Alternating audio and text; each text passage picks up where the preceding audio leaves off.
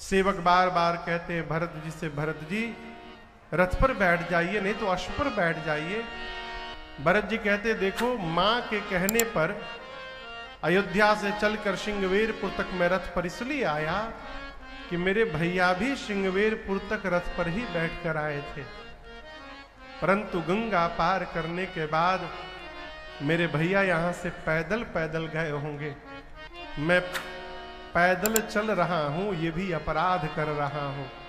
मेरे लिए तो एक ही व्यवहार उचित है, सिर भरी जाऊं उचित असमोरा, सब ते सेवक धर्म कठोरा। भरत जी कह रहे हैं यदि मेरे प्रभु पैदल गए हैं तो मैं भी पैदल चल के अपने स्वामी से बराबरी कर रहा हूं, ये मेरा अपराध हो रहा है। मेरे लिए तो उचित है, प्रभु पैदल गए हैं तो मैं अपने सिर पे चल के जाऊं, ये मेरे लिए उचित है। पैदल पैदल भरत जी आए, पूरे पांव में छाले निकल गए तीर्थराज प्रयाग आते आते। गोस्वामी जी कहते हैं छाले कैसे हैं? झलका झलकत पायन कैसे, पंकज कोश ओश कर जैसे। ठंड के समय में कमल के पंखुड़ियों पर प्रातःकाल जिस प्रकार ओस की बूंदें चमकती हैं, उसी प्रकार भरत जी के पांव में छाले चमक रहे थे।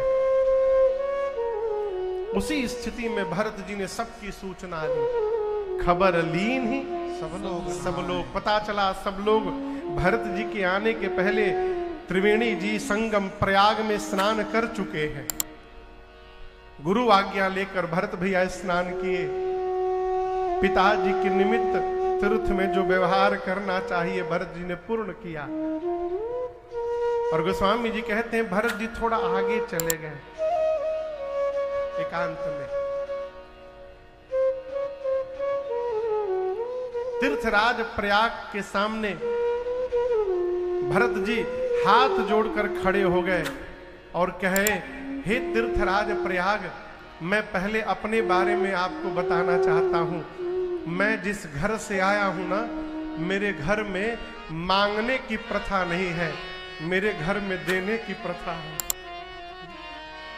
मैं क्षत्रिय हूं, क्षत्रिय का धर्म देना है, ब्राह्मण का धर्म मांगना है।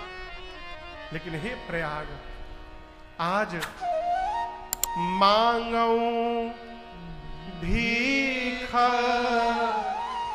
त्यागिनी निज धर्म,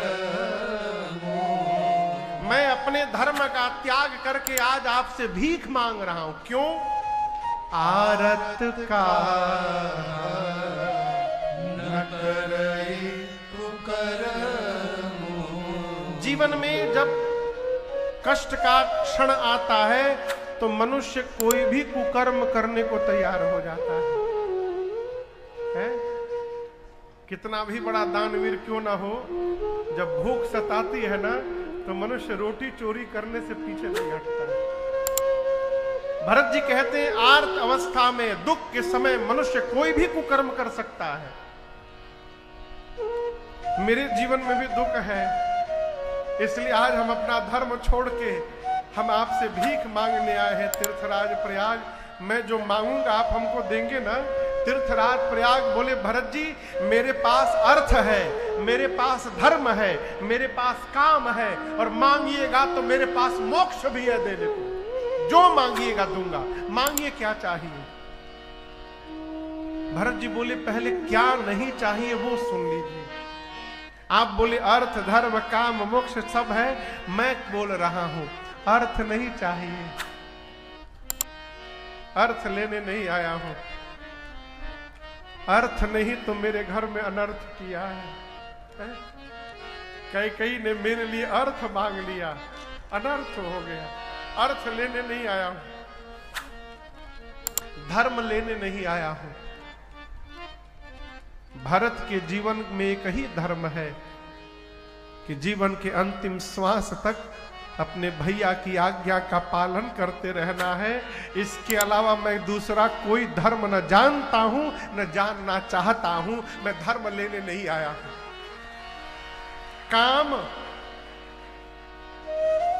कामनाएं उसके जीवन में होती है जो भगवान से मिला न हो, जो उनको जानता न हो। देखिए, हम तभी तक मांग रहे हैं जब तक मिले नहीं हैं। स्वामी विवेकानंद जी कलकत्ता में हमारे रहते थे। उनके गुरुदेव भगवान थे स्वामी प्रातःस्मरणीय पूज्य स्वामी श्री रामकृष्ण परमहंस।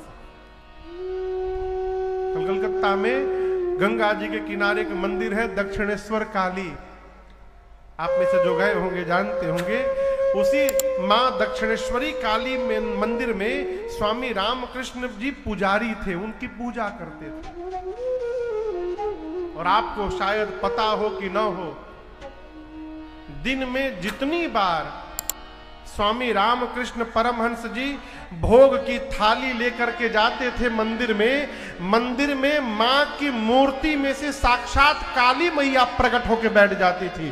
डेली, नित्य। और स्वामी रामकृष्ण परमहंस अपने हाथ से निवाला तोड़ तोड़ के काली मैया के मुख में भोजन कराते थे। ये नित्य का क्रम था। स्वामी विवेकानंद जी के जीवन में आर्थिक तंगी परिवार में बहुत थी।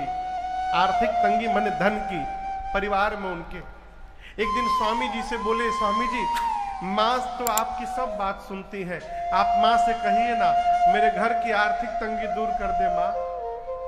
स्वामी जी बोले, वो तो सबकी माँ है, मैं क्यों बोलने जाऊं, जाओ तुम बोलो।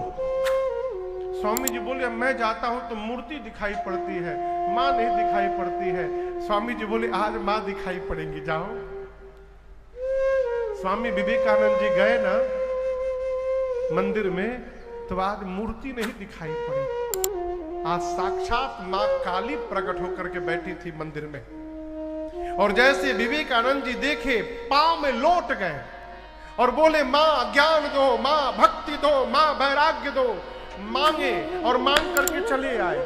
स्वामी जी पूछे, पैसा मांगे? बोले, नहीं स्वामी जी भूल गया पैसा। बोले, फिर जाओ। दोबारा फिर गए, यही मांगे, ज्ञान मांगे, भक्ति मांगे, वैराग्य मांगे। बार बार गए, यही मांगे।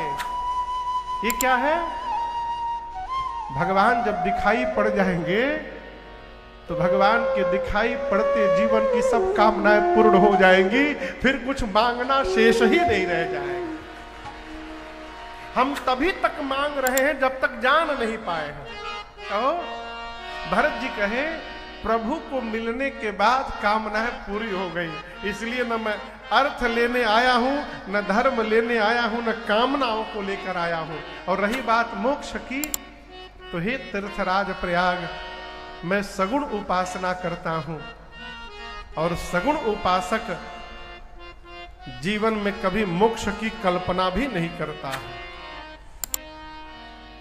आप सभी लोग भगत हैं, भगवान से ये न कहिए कि प्रभु अपने धाम बुला लीजिए ना। भगवान से कहिए, प्रभु प्राण निकले उसके बाद फिर भारत में ही हमको जन्म दे दीजिएगा और कृपा करके उत्तर प्रदेश में दे दीजिएगा। भारत में भी कहां दीजिएगा? जोर से कहिए।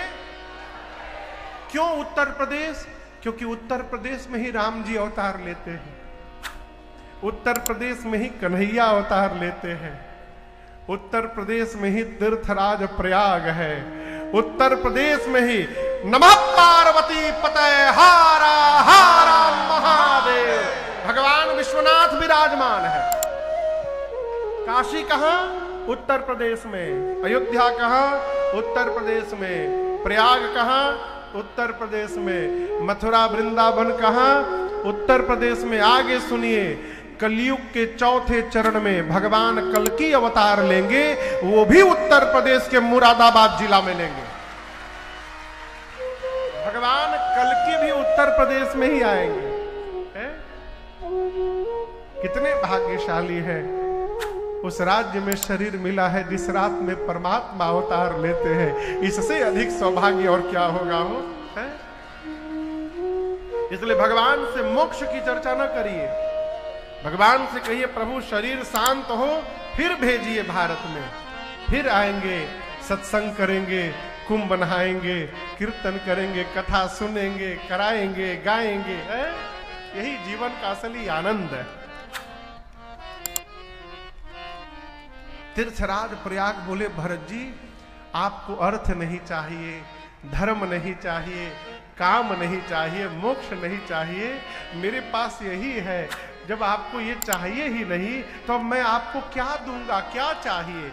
भरत जी हाथ जोड़कर बोले जन्म जन्म रति राम पद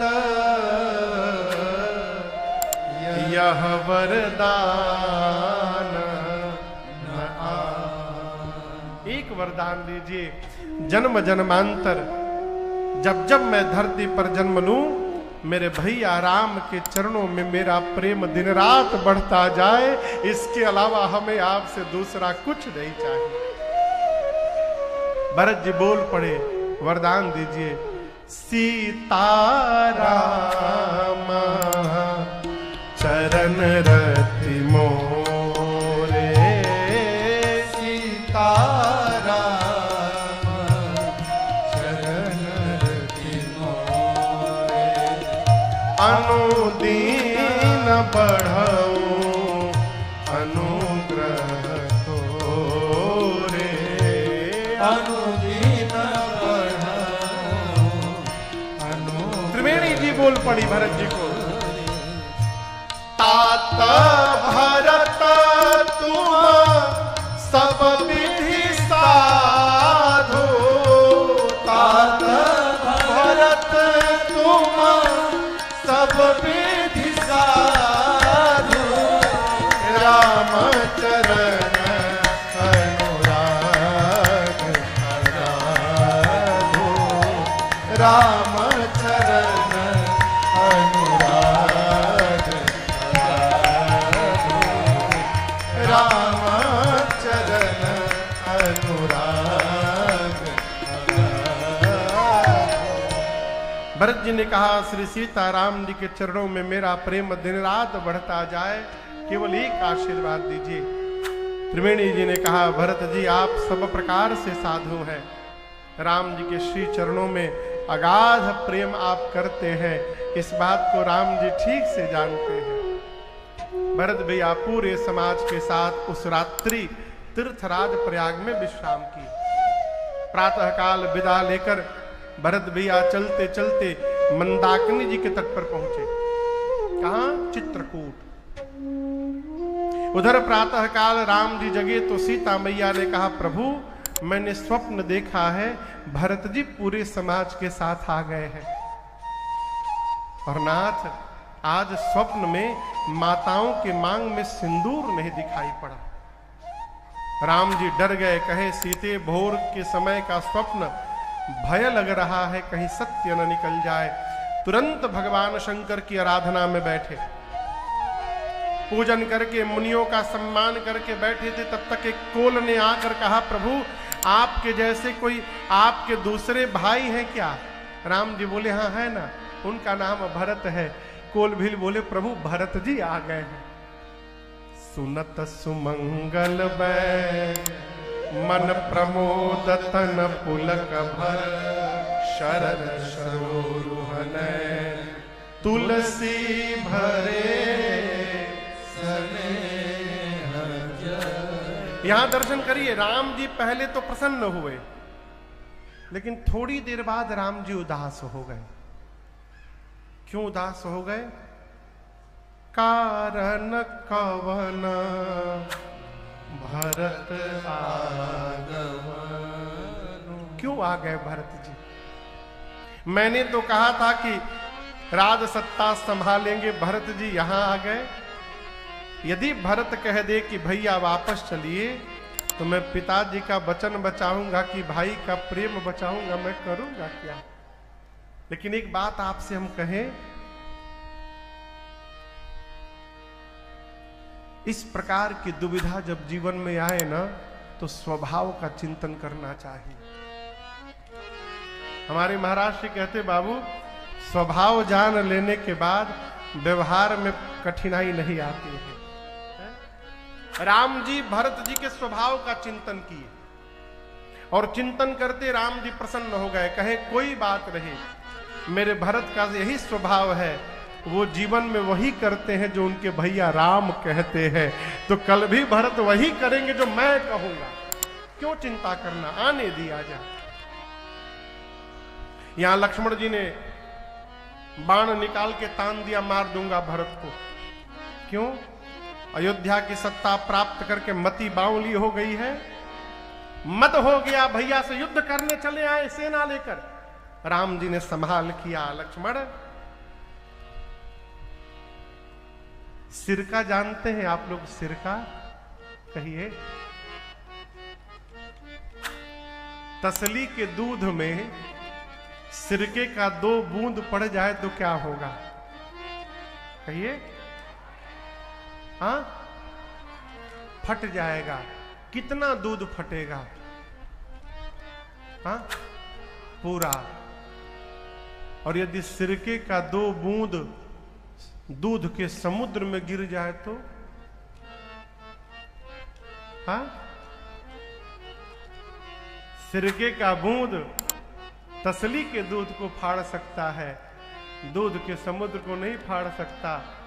राम जी बोले, लक्ष्मण आप कहते हो अयोध्या की सत्ता प्राप्त करके मेरे भरत को मद हो गया, मैं कहता हूं अयोध्या कौन सी सत्ता है?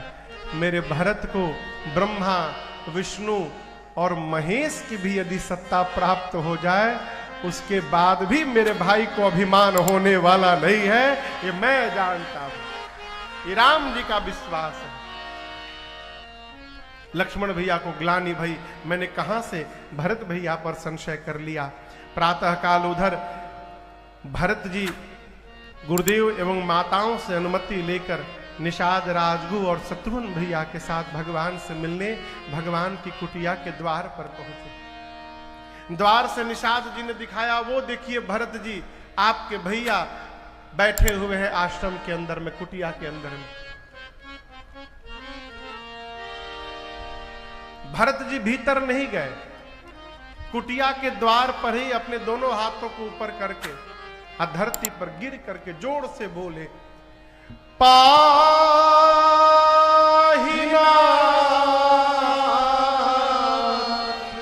कही पाही गोसाई भूतल पड़े लकुट भरत भैया दोनों हाथ ऊपर करके खड़े खड़े गिर गए, बोले पाहिनाथ पाहिनाथ त्राहिमाम प्रभु मेरी रक्षा करिए। लक्ष्मण भैया ने सुन लिया। लक्ष्मण जी धरती पर प्रणाम करके राम जी से बोले, भैया भरत प्रणाम करत रघुनाथ। जैसे राम जी सुने भरत प्रणाम, उठे राम सुनि प्रेम अधीरा, कहूं पट कहूं निसंग धनु तीरा, कहूं पट कहूं निसंग धनु तीरा, कहूं पट कहूं निसंग धनु तीरा। भगवान इतने वेग में गए भरत जी के पास, गोस्वामी जी कहते हैं भगवान के शरीर से 4 वस्तु नीचे गिर गए। कहूं पट, पटका, कहूं निशंग, कमर का निशंग, धनु तीरा, एक हाथ का धनुष दूसरे हाथ का बाण, ये चारों नीचे गिर गए। क्यों गिर गए? भरत भी 4 वस्तु छोड़ के राम जी के पास आए हैं, धर्म अर्थ काम मोक्ष। राम जी 4 वस्तु छोड़ के भरत जी के पास गए। जितना त्याग करके हम भगवान के लिए दौड़ेंगे, भगवान भी उतना त्याग करके हमारे लिए दौड़ पड़ेंगे। उठे राम सुनि प्रेम अधीरा, कहूं पट कहूं निसंग धनु तीरा, कहूं पट कहूं निसंग धनु तीरा, कहूं पट कहूं निसंग धनु ये पटका गिर गया। पटके ने कहा, हे लक्ष्मण जी, आपको पता है हम नीचे क्यों गिर गए? राम जी जाकर भरत जी को उठाकर हृदय से लगाएंगे। भाई जब भाई को हृदय से लगाए ना, तो वहां बीच में किसी को दीवार नहीं बनना चाहिए, इसलिए हम राम जी के शरीर से नीचे गिर गए। उठे राम सुनि प्रेम अधीरा, कहूं पट कहूं निसंग धनु तीरा, कहूं पट कहूं निसंग धनु तीरा, कहूं पट कहूं निसंग धनु तीरा। धनुष बाण राम जी के हाथों से गिर गए। लक्ष्मण जी से बोले धनुष बाण ने, आप तो धनुष पर बाण चढ़ा के मारने जा रहे थे भरत जी को, देखिए राम जी गए तो हम नीचे गिर गए। लक्ष्मण जी, भाई भाई से मिलता है तो हाथ में हथियार लेकर नहीं मिलता है, प्रेम से भरा अपना हृदय लेकर के जाता है। इसलिए उठे राम सुनि प्रेम अधीरा, कहूं पट कहूं निसंग धनु तीरा, कहूं पट कहूं निसंग धनु तीरा, कहूं पट कहूं निसंग धनु तीरा। राम जी भरत जी के पास गए, लगे उठाने, भरत जी उठ नहीं रहे हैं। बाबा कहते हैं, बरबस लिए उठाए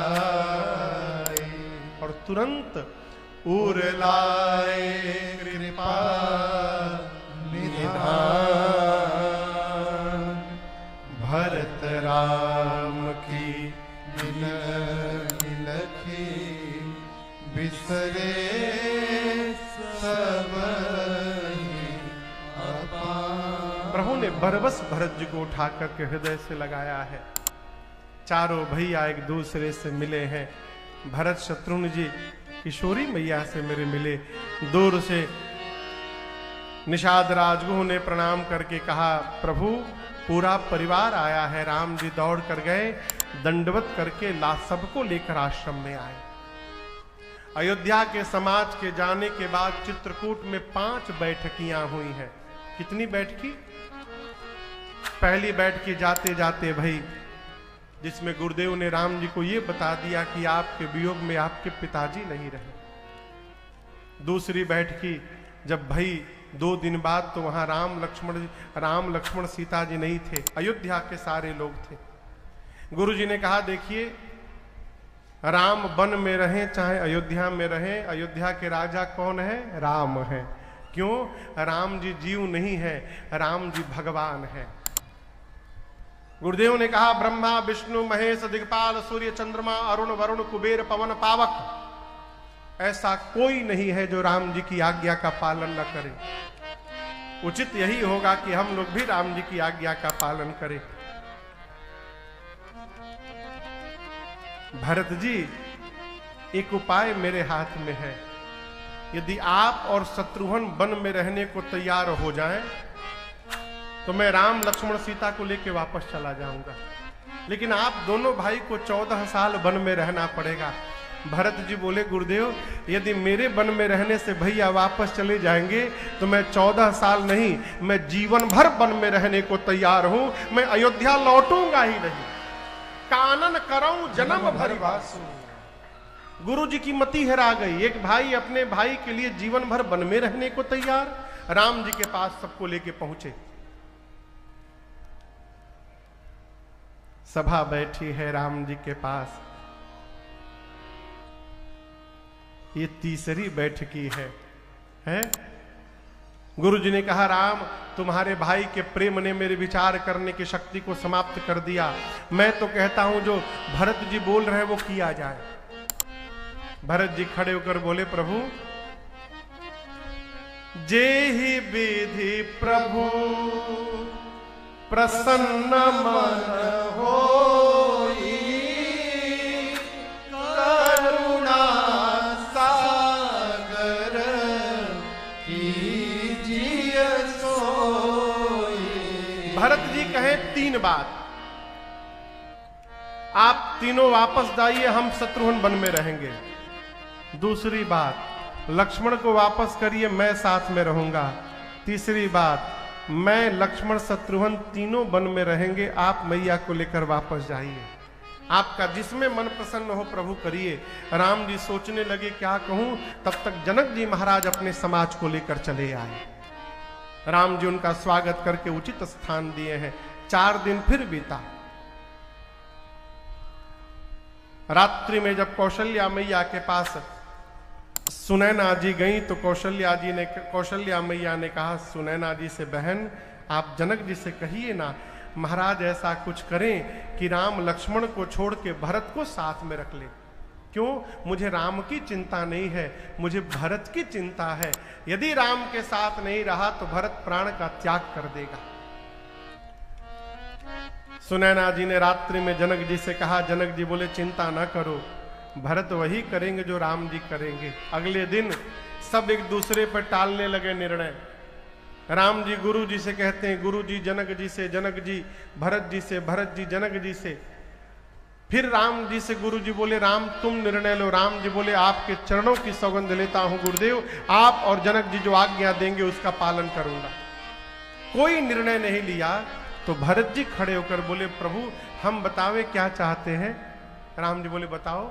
भरत जी बोले जहां ले चलोगे वहीं मैं चलूंगा, जहां ले चलोगे वहीं मैं चलूंगा, जहां नाथ रख दोगे, जहां नाथ रख दोगे वहीं मैं रहूंगा, जहां ले चलोगे वहीं मैं चलूंगा, जहां ले चलोगे वहीं मैं चलूंगा। ये जीवन समर्पित शरण में तुम्हारे, तुम ही मेरे सर्वस्व, तुम ही प्राण प्यारे। ये जीवन समर्पित शरण में तुम्हारे, तुम ही मेरे सर्वस्व, तुम ही प्राण प्यारे। तुम्हें छोड़ करना, तुम्हें छोड़ करना मैं किससे कहूँगा, जहाँ ले चलोगे वहीं मैं चलूँगा, जहाँ ले चलोगे वहीं मैं चलूँगा। न कोई उलह ना कोई अर्जी, कर लो करा लो तुम्हारी जो मर्जी। न कोई उलहना ना कोई अर्जी, कर लो करा लो तुम्हारी जो मर्जी। कहना भी होगा तो, कहना भी होगा तो तुम्हीं से कहूँगा, जहाँ ले चलोगे वहीं मैं चलूँगा, जहाँ ले चलोगे वहीं मैं चलूँगा। जहाँ नाथ रख दोगे, जहाँ नाथ रख दोगे वहीं मैं रहूँगा, जहाँ ले चलोगे वहीं मैं चलूँगा, जहाँ ले चलोगे वहीं मैं चलूँगा, वहीं मैं चलूँगा, वहीं मैं चलूँगा। भरत भैया ने कहा प्रभु आप जो आज्ञा करेंगे मैं उसका पालन करूंगा। आज्ञा सम न सुसाहिब सेवा, सो प्रसाद जन पावे। आप प्रभु आज्ञा करिए, जो आप कहेंगे मैं करूंगा। राम जी बोले ठीक है, कहता हूं, चलिए हम और आप आज मिलकर अपने घर में बंटवारा कर लेते हैं। भरत भैया बोले प्रभु आप बंटवारा करेंगे? बोले करेंगे भाई, लेकिन संपत्ति में नहीं करेंगे। हम दोनों भाई आज अपने घर की विपत्ति में बंटवारा करेंगे, हम लोग विपत्ति बांटेंगे। ये कथा कहती है भाई से बंटवारा करना है तो विपत्ति में बंटवारा करिए, संपत्ति न बांटिए है। संपत्ति न बाबा लेकर गए, न बाबूजी लेकर गए, न आप लेके जाइएगा। इसी उत्तर प्रदेश के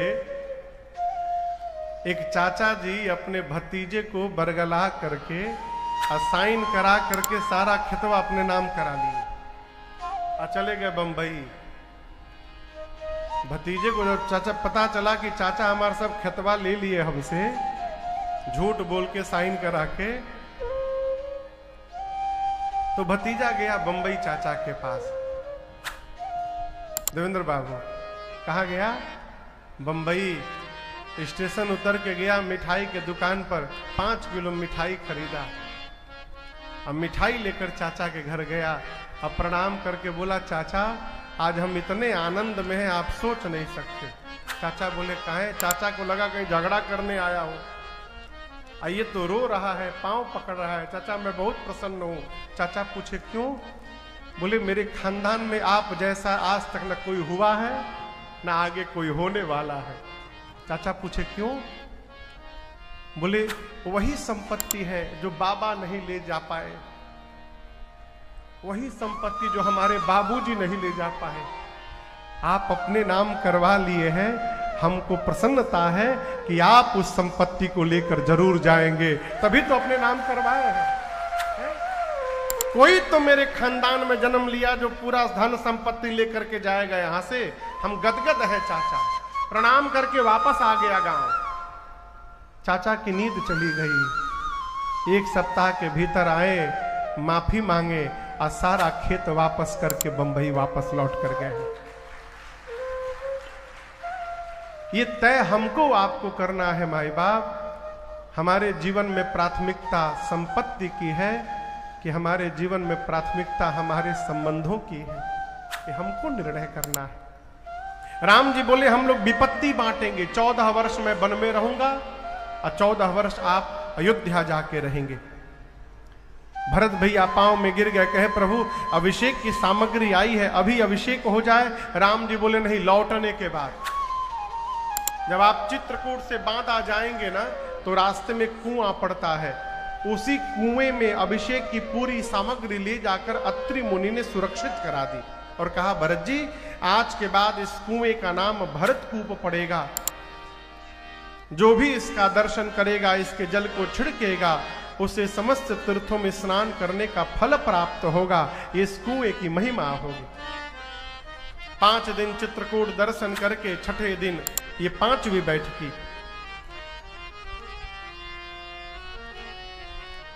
भरत भैया ने भगवान से विदा मांगा है। राम जी ने खूब शिक्षण दिया, लेकिन भरत जी कुछ चिन्ह चाहते हैं, इसलिए भगवान ने अपने आप को ही पादुका के रूप में परिवर्तित करके भगवान ने पादुकाओं को दिया। प्रभु करी कृपा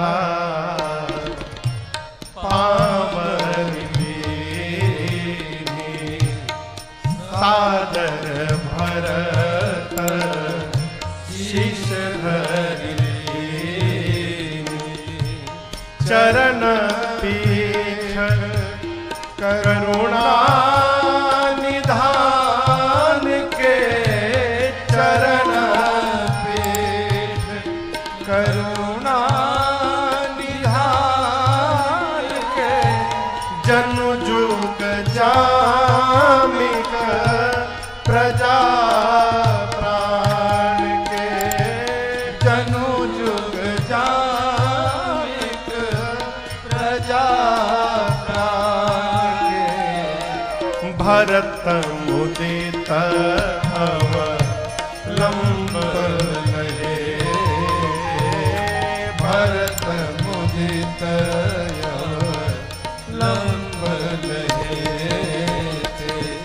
अस सुख जस सिय राम अस सुख जस सिय राम रहे राम रहे राम रहे।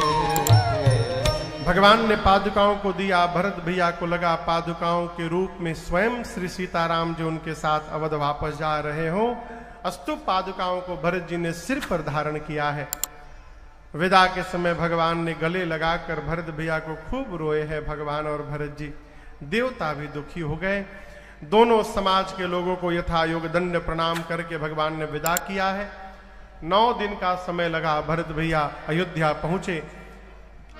जनक जी महाराज 5 दिन रुककर राजपाट की व्यवस्था सुदृढ़ करवा करके विदा लेकर के समाज के साथ मिथिला लौटे। भरत भैया भगवान के पादुकाओं को राज सिंहासन पर रख दिए। नित्य भगवान की पादुकाओं की सेवा करते हैं, पूछ पूछ कर आज्ञा लेकर के व्यवहार करते हैं। शत्रुघ्न भैया को माताओं की सेवा में लगाएं। भरत जी अयोध्या में नहीं रहते, नंदी ग्राम में जाके रहते हैं। कुटिया छा करके भैया वन में रहेंगे और सेवक महल में रहेगा, ये अनुचित व्यवहार होगा। रात्रि में भरत जी धरती पर नहीं सोते, गड्ढा खोद के गड्ढे में सोते हैं। क्यों भैया धरती पर सोते होंगे, सेवक को स्वामी से नीचे सोना चाहिए।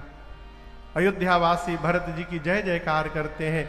यहाँ पर पूज्यपाद गोस्वामी तुलसीदास जी महाराज अयोध्या कांड की कथा पूर्ण करते हुए कहते हैं, सिया राम प्रेम पीयूष तोरण होत जन्म न भरत हो मुनि मन अगम जम नियम शम धर्म विषम पत आचरत हो दुखदा